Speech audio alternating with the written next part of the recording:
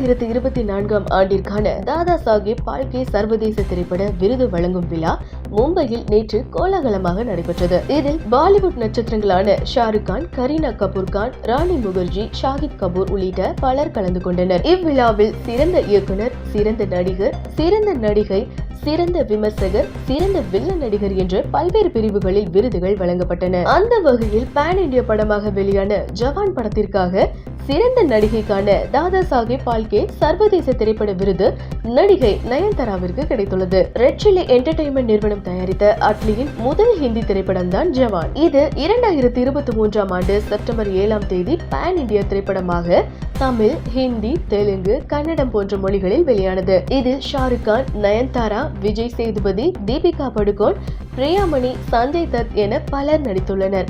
வெளியாகி 17 நாட்களிலேயே 1000 கோடி வசூலிட்டிய இந்த திரைப்படம் பல தமிழ் படங்களின் கலவையாக இருப்பதாக விமர்சனங்களையும் பெற்றது. இந்த நிலையில இந்த படத்திற்காக சிறந்த கதாநாயகி விருதினை நடிகை நயன்தாரா பெற்றுள்ளது படக்குழுவினருக்கும் அவரது ரசிகர்களுக்கும் பெரும் மகிழ்ச்சியை ஏற்படுத்தியுள்ளது. இதே போல இந்த படத்திற்காக ஷாருக் கானிற்கு சிறந்த நடிகருக்கான விருதும், அனிருத்திற்கு சிறந்த இசையமைப்பாளருக்கான விருதும் கிடைத்துள்ளன. இதையடுத்து தமிழ் திரையுலகினர் மற்றும் ரசிகர்கள் படக்குழுவிற்கும் நயன்தாராவிற்கும் அனிருத்திற்கும் தங்களது வாழ்த்துக்களை தெரிவித்து வருகின்றனர். இந்த விருது விழாவில் சிறந்த இயக்குனராக ரன்வீர் ராஷ்மிகா நடித்த அனிமல் படத்தை இயக்கிய சந்தீப் ரெட்டி பெற்றுள்ளார்.